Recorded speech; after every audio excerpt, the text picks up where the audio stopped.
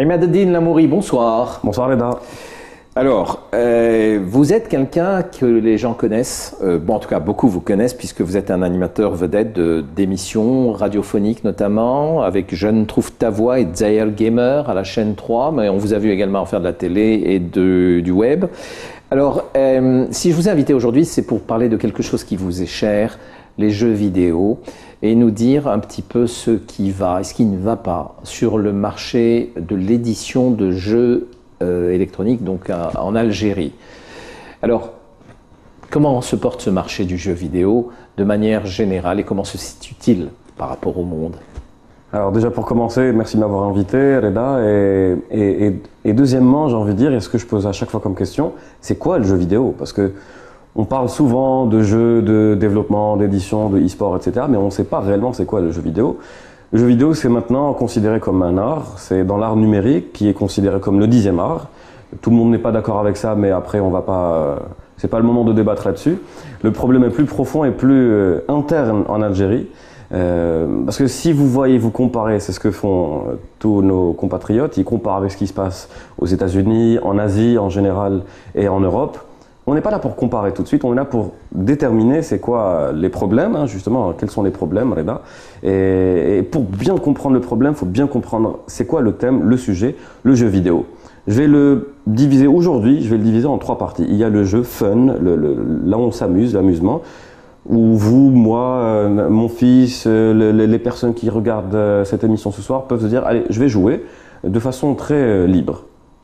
Il y a aussi le jeu vidéo de manière compétitive, le e-sport, le sport électronique, ça c'est une autre paire de manches. Et il y a le développement. Et dans ces 3 catégories, il y a plein de sous-catégories, mais c'est pour ça que j'ai voulu diviser le sujet en trois thèmes, c'est l'amusement, le fun, le e-sport, la version compétitive du jeu vidéo, la pratique sportive, parce que maintenant c'est considéré comme un sport olympique, et qui pourra… Olympique? Oui, vraisemblablement intégrer les Jeux olympiques de 2024 à Paris. C'est pour ça que je vous dis que c'est tout un thème, tout un sujet. Donc, pour revenir à votre question, Reda, on va… Alors, juste une chose, pourquoi on n'intègre pas dans la catégorie artistique, cinématographique? Alors, dans le jeu vidéo, il y a du cinéma, il y a de la réalisation. L'un des plus grands développeurs de jeux vidéo, c'est un japonais qui s'appelle Hideo Kojima, qui a fait notamment les Metal Gear Solid, un jeu que beaucoup de gens connaissent. Et ce monsieur a fait des études dans le monde du cinéma. De cinéma, ce qui l'a beaucoup aidé pour réaliser ces jeux, parce qu'il y a une vision du réalisateur, les angles, les caméras, les plans. Parce que vous avez pas que les cinématiques, pas que les vidéos, il y a aussi dans le jeu ce qu'on appelle le gameplay, quand vous jouez le jeu, comment le gamer va voir, comment va-t-il observer la caméra. Donc c'est pour ça que je vous dis que quand on aborde le thème en le divisant en 3 parties, on peut un petit peu mieux, exactement, on peut un petit peu mieux comprendre quels sont les problèmes. Alors, donc on va parler de quoi? Du caractère ludique d'abord ou Comme vous voulez, à vous de voir. On peut commencer avec le ludique. Voilà. Moi, ce qui m'intéresse, bon, d'accord, vous avez compartimenté en 3 parties, mais ce qui m'intéresse, c'est de savoir comment évolue le marché algérien. Alors, tant sur le ludique que sur l'e-sport, que sur le développement. Très bien, donc je vais commencer avec le ludique parce qu'à l'heure actuelle, en Algérie, le jeu vidéo n'est considéré que comme un loisir. Voilà. On n'arrive pas à comprendre la notion du professionnel, du marché économique, d'une industrie, parce que c'est une industrie. Donc on peut voir à l'image justement qu'il y a des jeux algériens qui sont développés par des développeurs algériens. Ça c'est un jeu algérien? Oui, ça c'est un jeu algérien qu'on a pu avoir l'occasion de les voir dans différentes compétitions et concours de développement, que ce soit à l'université, l'USTHB, l'Université des sciences et technologies Houari Boumediene. Il y a des concours qui existent depuis au moins 2010-2011. Et je salue au passage Anis Hadjari et toute l'équipe qui œuvre à la création d'une association de développeurs qui s'appelle Algerian Game Developers. Maintenant, on va aborder justement le volet développement de jeux vidéo parce que c'est le thème qui vous intéresse aujourd'hui, Reda, je pense, qui va intéresser beaucoup de téléspectateurs. Non, ce qui m'intéresse, attendez, donc il n'y a que du jeu vidéo, il n'y a pas de compétition électronique, si? On y arrive, voilà, on y arrive. Voilà. Sur le jeu vidéo, qu'est-ce que ça représente? Est-ce que vous avez une idée du nombre de jeux qui se vendent et que représentent les jeux algériens par rapport aux jeux? Le chiffre est nul. Voilà. Si je vais dans un magasin qui vend du jeu vidéo et que je demande un jeu algérien, vous je n'en trouverai pas. Voilà. Et c'est là le problème, et le nom de votre émission s'accorde parfaitement avec le combat qu'on essaie de mener. C'est un challenge qu'on essaie d'essayer d'expliquer à tout le monde, parce que le challenge du jeu vidéo, c'est d'en faire une industrie. Parce qu'on a tous les moyens nécessaires pour en faire une industrie. Les moyens intellectuels, c'est pas ce qui manque. Il y a des cerveaux impressionnants qui sont malheureusement dormants ou alors à l'étranger. Donc on ne va pas faire en sorte de, oui, les faire revenir. Non, ils peuvent être là-bas et travailler pour l'Algérie ou ailleurs. C'est ça qui est merveilleux dans ce domaine, c'est qu'on n'est pas obligé d'être physiquement présent pour travailler sur un jeu mobile notamment. Parce oui, que mais quel voyez, intérêt d'être présent ici si ça marche bien pour nous ailleurs? Et on y arrive justement parce qu'à l'heure actuelle, c'est bien. Je vous ai dit, ce qui est bien avec vous, c'est qu'on y arrive tout le temps. Ah ben on n'y arrivera peut-être pas au bout de 26 minutes, mais on essaiera de venir une autre fois. Alors ce qui est important, Reda, et je pense que les téléspectateurs ne comprennent pas vraiment l'enjeu du développement du jeu vidéo, c'est que c'est des milliards de dollars de chiffre d'affaires à l'international. En Algérie, vous avez posé la question, je vous ai répondu crûment, les chiffres sont nuls, les statistiques sont nulles. Pourquoi? Tout simplement parce que le jeu n'arrive pas à se vendre, parce qu'il n'y a pas d'éditeur. Et c'est le point que nous avions abordé quand nous préparions l'émission. Alors pourquoi n'y a-t-il pas d'éditeur? C'est simple, parce que le développeur ne va pas prendre le risque de faire un jeu fini pour aller vers un éditeur, s'il vous plaît, pouvez-vous éditer mon jeu? Parce que ça coûte beaucoup en termes d'efforts, en termes de finances, en termes de matériel, de développer un jeu. Et là, on va faire des sous-catégories. Mais dans un pays où il suffit d'acheter donc des CD, Oh, le CD c'était à 20 ans, peut-être. Hein. Là, on est dans des clés USB, dans des fichiers numériques. Donc, même en magasin? Oui, c'est pour ça qu'en magasin, vous avez toujours des CD, mais bien, il faut vendre en ligne maintenant. C'est exactement le point. Oui, mais justement, quand on est un développeur, on ne peut pas vendre directement, être son propre éditeur? Vous avez vraiment posé la bonne question, parce que les grands studios de développement et les éditeurs internationaux veulent zapper complètement la partie matérielle. Ils veulent arrêter la production de jeux en Blu-ray, en DVD. Parce que pour eux, ça fait des frais de fabrication, de production et de transport, de livraison, etc.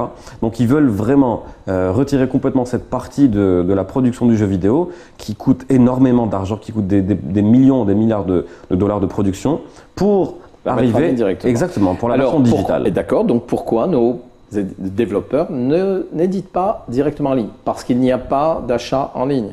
Parce qu'il n'y a pas d'achat en ligne, le paiement électronique n'est pas encore disponible, et même s'il y a des moyens et j'en parle à chaque fois, et je tiens à vraiment faire passer le message, peut-être qu'ils le savent très bien, mais les opérateurs de téléphonie mobile peuvent trouver des solutions, des combines, pour convertir du crédit en points d'achat de jeux ils peuvent eux-mêmes être, par exemple, une première plateforme d'édition de ces jeux. Ils ont été sollicités. Ils ont été sollicités, mais comme je vous le dis, les trois opérateurs, hein, je sais qu'il y a les trois opérateurs ont été sollicités par des développeurs dont les jeux, on les a vus justement dans cette vidéo.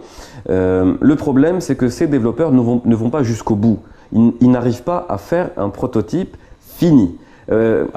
Parce que généralement, ces petits prototypes sont des niveaux 0, des niveaux bonus, même pas bonus en fait, c'est niveau 0, qu'ils utilisent pour participer à la compétition, au concours de développement. Mais l'opérateur ou l'éditeur va lui demander d'aller plus loin. Voilà, d'aller plus loin. Si le projet l'intéresse, si le script l'intéresse, si le projet écrit l'intéresse, il demandera un jeu fini. Pour finir le jeu, ça va nécessiter beaucoup de temps, je vous ai dit beaucoup d'argent, beaucoup d'efforts. Et là, on n'y arrive pas. C'est un investissement qui n'est pas calculé. Donc on tourne en rond. Alors, quelle est la solution? Alors justement, voilà, l'investissement n'est pas calculé. On ne sait pas ce que vaut réellement. Le coût de la réalisation de la production d'un jeu, on ne sait pas ce que ça vaut réellement parce qu'il n'y a pas de référence.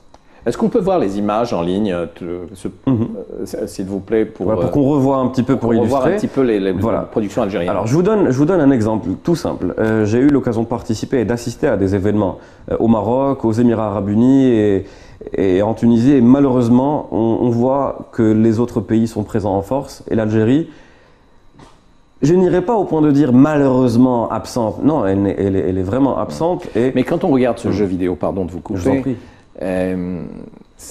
À côté de ce qu'on peut voir ailleurs, évidemment, ça paraît très rudimentaire. C'est rudimentaire tout simplement parce que ce sont des prototypes. Ce sont des niveaux 0 qu'ils ont utilisés pour des compétitions personne n'est arrivé à finir son produit? Alors ce jeu, notamment, celui qu'on vient de voir, Alors c'est un petit studio qui s'appelle Xara. C'est pas ce jeu, celui d'avant, mais c'est pas grave, on pourra le revoir, je pense, Reda. Ils l'ont appelé Kyo. C'est un studio qui s'appelle Xerize. Et le souci, c'est qu'ils se sont arrêtés à ce niveau. Parce que grâce à ce niveau, ils ont pu participer à des compétitions internationales, notamment en Égypte. C'était le Imagine Cup. Ils ont eu la 3e place, je pense, et ils ont eu un petit chèque. D'accord. Alors de 1500 $. Alors ça, c'est motivant. Ça, c'est motivant. Ils auraient pu engendrer Ici, quand il y a des compétitions, ils gagnent des cadeaux, un téléviseur, un smartphone. Mais le problème aussi, ce sont nos éditeurs. Est-ce que les éditeurs, qui pourraient être éditeurs s'ils ne le sont pas déjà dans ce domaine? Alors, j'ai pris au moins les 3 exemples. Les 3 opérateurs de téléphonie mobile peuvent être des éditeurs avec leur plateforme en ligne de jeux. Ils le font déjà, mais c'est pour ça que je vous dis, le développeur algérien ne va pas jusqu'au bout.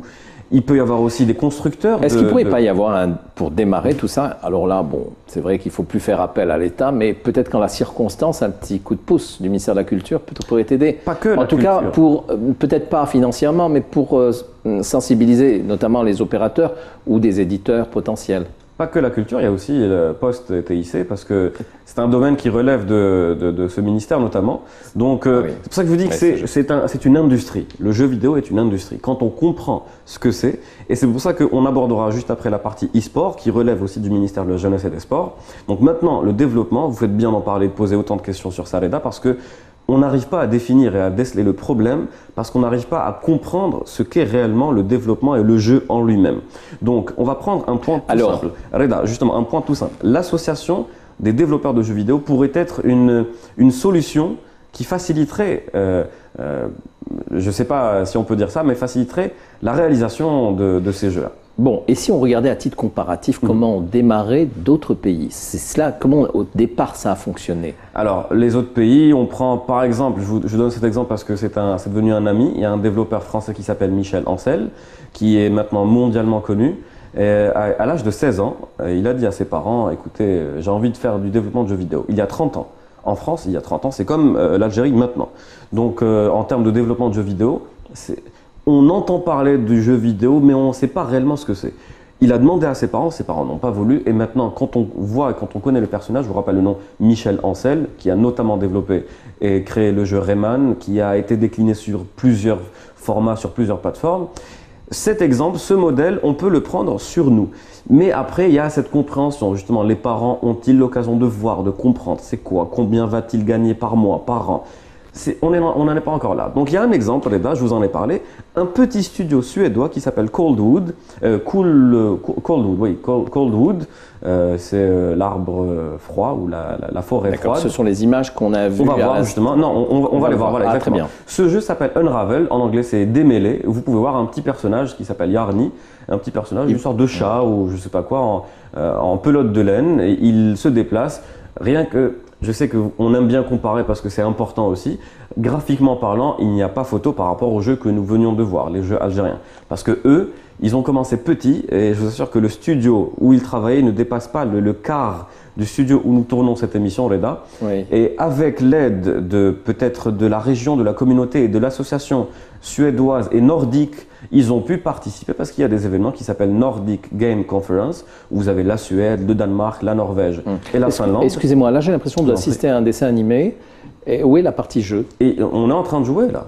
Ah, d'accord. On fait avancer le personnage. Exactement, c'est exactement comme ça. Donc, il a des obstacles, voilà, vous voyez. Bon, après, parfois, on ne fait plus la différence entre la vidéo de cinématique et le jeu parce que ça se joue de la même façon. Là, c'est une action du jeu, carrément, où vous avez des obstacles. Qu'est-ce que peut rencontrer un petit personnage en laine? Que peut-il rencontrer comme obstacle, comme problème? Donc, cette entreprise qui existait déjà depuis 2003. Excusez-moi, il y a différentes opportunités. Le personnage se balade, mais comme une voiture peut lui passer dessus, comme je pourrais faire sortir un avion. Exactement, voilà, exactement. Donc, alors, le point que je voulais aborder, c'est que cette entreprise Coldwood existe depuis 2003-2004, si je ne me trompe pas, et qui n'a pas fait le buzz, qui n'existe pas depuis très longtemps aux yeux de la communauté du domaine. Mais en 2015, elle a développé ce jeu qui a été repéré par l'une des plus grandes entreprises de jeux vidéo, c'est Electronic Arts, EA.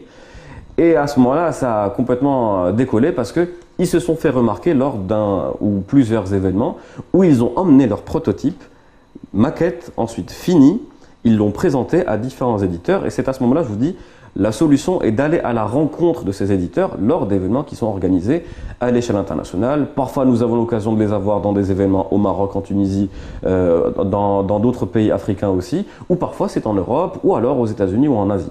Il y a des opportunités, des possibilités. D'accord. Alors, les opportunités sont plus fortes donc de se présenter face à des éditeurs étrangers. D'accord. Et c'est ça le point, c'est ça qui peut vous aider à développer votre... D'accord, et alors les développeurs le savent, et pourquoi n'y sont-ils pas encore arrivés?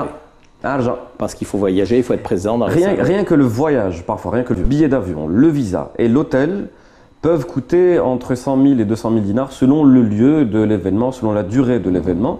Rien que ça. Si vous allez tout seul, parfois il y a une équipe, donc il faut une personne pour représenter le jeu. Si vous êtes nombreux, donc au moins une personne. Combien de personnes se passionnent en Algérie, à votre avis, pour les jeux vidéo? On n'a pas fait un recensement, mais je peux dire, ça peut aller jusqu'à 5 millions d'Algériens.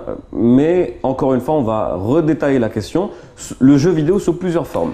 Il y a les développeurs, il y a ceux qui jouent de façon aléatoire et voilà, casual, et il y a les joueurs confirmés qui veulent aller jusque-là. Et là, on voit le deuxième opus, la deuxième version de ce jeu, qui après le franc succès de la première version, ils ont sorti cette année la deuxième version qui a été présentée dans le E3, l'une des plus grandes conférences, l'un des plus grands événements du jeu vidéo, c'est un salon. Et cette entreprise réalise des chiffres impressionnants grâce à ce jeu notamment. Maintenant, elle avoisine les 1,5 million d'euros de chiffre d'affaires annuel. Pour donner une idée à un téléspectateur qui ne comprenne pas l'enjeu du développement d'un jeu qui peut faire gagner énormément. D'accord. Oui. Alors, je retiens cette idée d'abord de créer une association des développeurs, c'est ce qui va être fait. Qui peut aider au moins pour le déplacement et pour le voyage des développeurs. Et puis créer aussi des salons, enfin des plateformes où on peut recenser tout cela. C'est vrai qu'on voit beaucoup, par exemple, de prix récompensés, les meilleurs sites web ou les meilleurs films, mais peut-être pas ça encore. Alors, il y avait un événement, Algerian Web Awards, c'était le Algerian Web Awards. Il y avait une catégorie jeux mobiles. Dans les inscriptions, il n'y avait pas beaucoup de jeux. Et dans les 3 premiers, c'était notamment le jeu dont je vous ai parlé, que je vous montrais, qui s'appelle Kyo. C'est eux qui avaient remporté la compétition, mais la concurrence n'était pas rude. Parce qu'il y a d'un côté, on n'a pas le jeu fini, donc on ne peut pas être compétitif. Et de l'autre côté, il faut que le jeu soit disponible sur Play Store, au moins Play Store, sur votre téléphone ou sur votre système Android, vous pouvez télécharger gratuitement. Encore faut-il le mettre, donc il faut que le jeu soit au moins fini.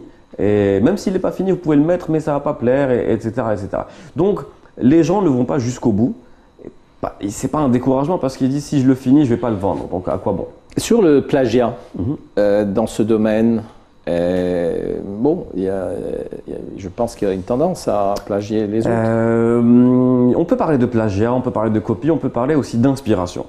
Parce qu'on est en 2018, il ne faut pas se mentir, quand on a une moyenne d'âge de 30 ans, on a forcément vu tous les jeux qui ont été développés depuis 30-40 ans. Donc on peut difficilement ne pas s'inspirer de ce qui se fait déjà.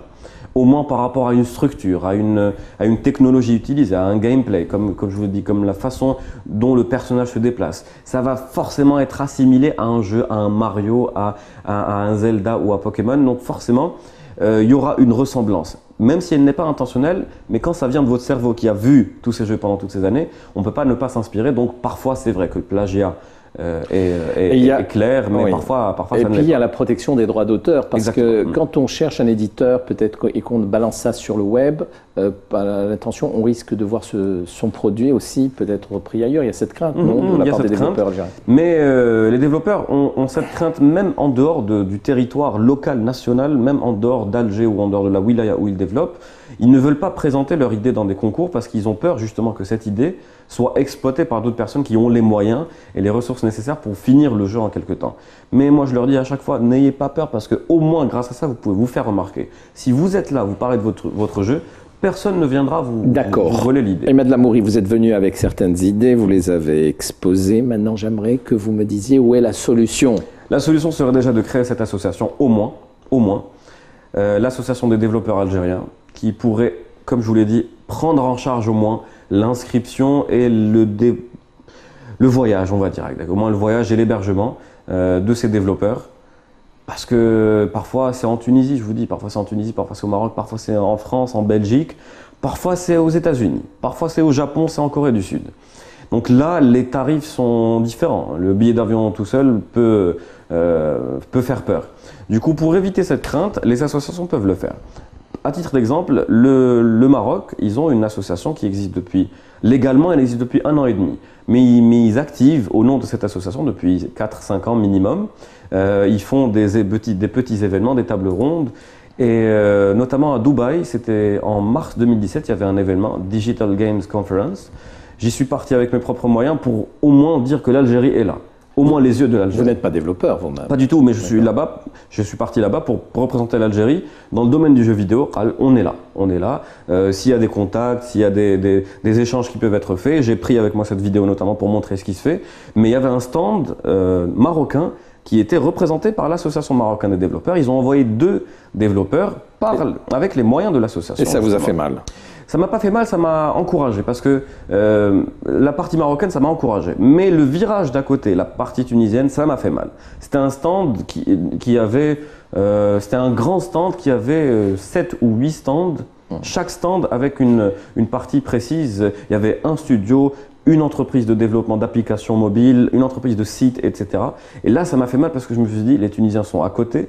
On les voit, l'Algérie part chez eux pour les vacances et on ne profite pas aussi de nos ressources intellectuelles. Est-ce que finalement, ce n'est pas aussi un problème de génération dans le sens où il faudra-t-il peut-être attendre que des banquiers qui soient attachés à ce type de jeu. Qui investissent oui, qui investissent ou des business angels. Faut pas attendre. Justement, il faut que ces jeunes, et que c'est pas forcément jeunes, hein, aillent les convaincre. Exactement, aillent les convaincre et pas avec les mots, avec le produit. Parce que le souci qu'on a, c'est le produit. Et vous qui en avez vu, les jeux vidéo, les produits, en tout cas les ersatz, enfin les débuts, enfin les fœtus de produits ou les ébauches de produits, est-ce qu'elles sont pour vous à la hauteur?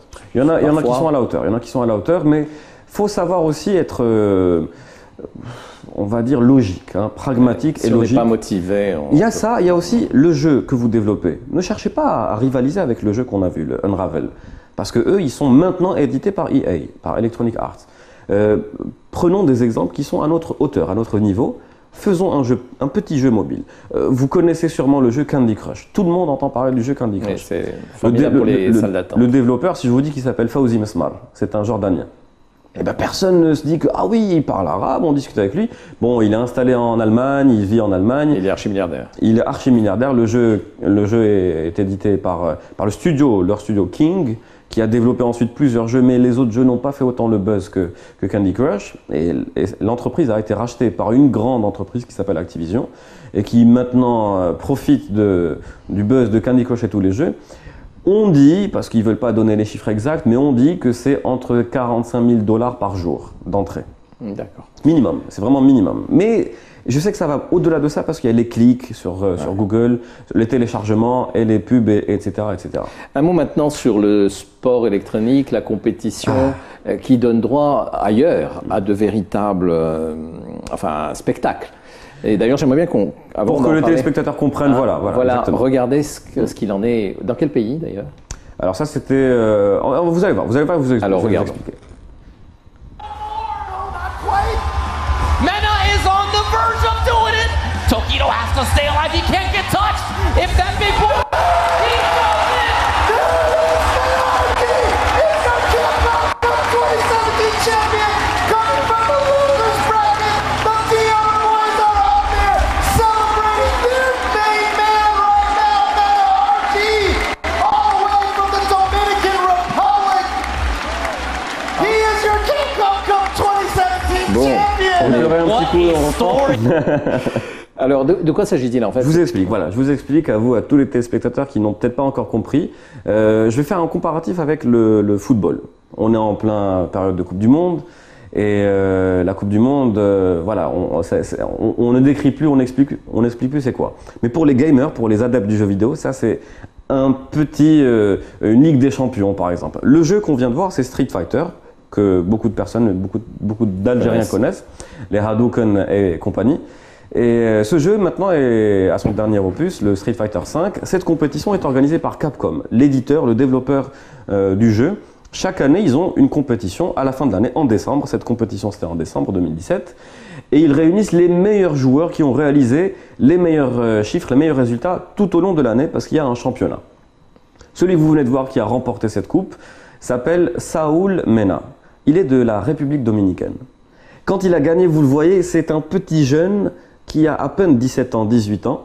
On ne connaît pas son pays, le grand public ne connaissait pas son pays. Et grâce à cette victoire, il a remporté pas seulement une compétition, mais le respect de tous les gamers et aussi, nous ne l'oublions pas, son pays maintenant le reconnaît comme une star, comme une personnalité. Et on voit bien qu'il est surpris de la réaction. Il est beaucoup plus heureux. Alors pour revenir à ce point, donc il y a énormément de compétitions dans ces différents jeux à l'international tout au long de l'année. D'accord. Et vous, Imad Lamouri, qu'est-ce que vous poursuivez? Pourquoi vous courez derrière tout ça? Qu'est-ce qui vous anime? Quand vous voyez ça, vous vous dites pourquoi pas chez nous? Forcément.